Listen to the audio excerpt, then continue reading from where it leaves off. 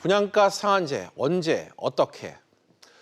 정부가 분양가 상한제를 민간 아파트에도 적용하겠다고 밝히자 이 후분양을 추진하던 재건축 단지가 크게 혼란에 빠졌습니다. 이 높은 분양가를 받기 위해 후분양을 추진했는데 이 상한제를 적용받으면 분양가를 대폭 낮춰야 하기 때문입니다. 생활경제부 황인표 기자와 이야기 나눠보겠습니다. 황 기자, 네. 현재 이 재건축 예정 단지 분위기가 좀 어떻습니까? 몇 군데 좀 분위기를 한번 알아봤는데 일단 서울 여의도입니다. 예. 이제 서울 여의도에서 곧 아파트 공사를 이제 시작하는 곳이 있는데요.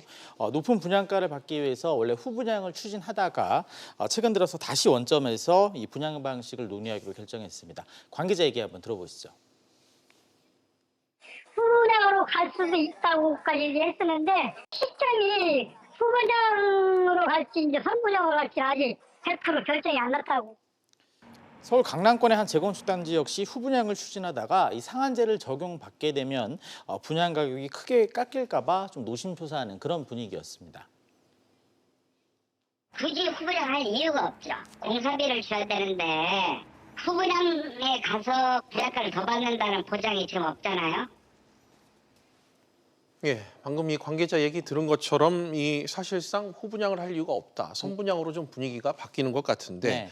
아예 재건축을 안 하겠다 이런 것도 있다고요? 그렇습니다. 아직 착공을 하지 않은 곳들이라면요, 이 분양가 상한제로 조합원 분담금이 크게 늘어날 수 있기 때문에 재건축을 연기하거나 아예 취소하자 이런 얘기가 나오는 게 사실입니다. 예. 이렇게 되면 사실상 서울 안에서 유일한 주택 공급 수단인 이 재건축이 막히다 보니까 주택 공급이 줄어들 것이라는 우려가 나오고 있는데요.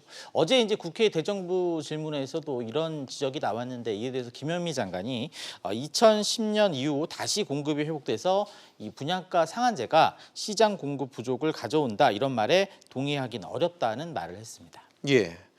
황 기자, 이 분양가 상한제 민간 주택 그 적용 시기를 놓고 미리 좀 가을 분양에 앞서서 이 본물을 이룰 것이다. 주택 공급이 좀 당겨질 것이다. 이런 얘기도 나오던데 이유가 뭡니까? 일단 분양가 상한제 기준이 바뀌겠죠. 바뀌고 나서 아마도 몇 달간 정도 여유를 두고 적용이 될 겁니다. 예. 그 사이에 조합과 건설사들이 이제 분양가 상한제 규제를 피하기 위해서 밀어내기식 분양을 먼저 할 거다 네. 이런 얘기죠. 한 부동산 정보회사에 따르면 서울에서 재건축, 재개발 등 정비 사업을 통해서 연말까지 공급될 아파트가 이 20개 단지에 11,700가구나 되는데요. 이 내년 초에 만약에 우리가 분양 예정이다 이런 아파트 단지까지 분양가 상한제 규제를 받을 수 있다 보니까 미리 앞당겨서 분양에 나설 수 있는 겁니다. 예. 실제로 지난 2007년 말 그 분양가 상한제가 시작됐을 때도 이런 식의 밀어내기식 분양이 있던 적이 있었습니다.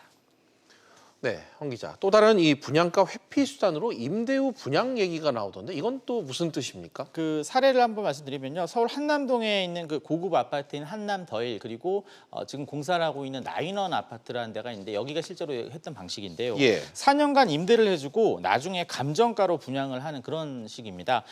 분양가 상한가 규제도 받지 않기 때문에 그 높은 분양가를 받을 수 있는 그런 방법 중에 이제 하나인데요. 다만 초기에 분양이 아닌 그 임대 방식이기 때문에 웬만큼 자금력이 있는 건설사들만 이런 식의 그 임대 후 분양 방식을 할 수가 있고요.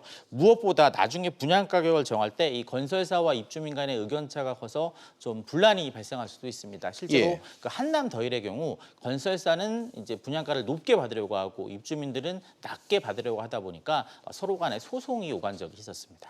그렇군요. 황 기자, 잘 들었습니다.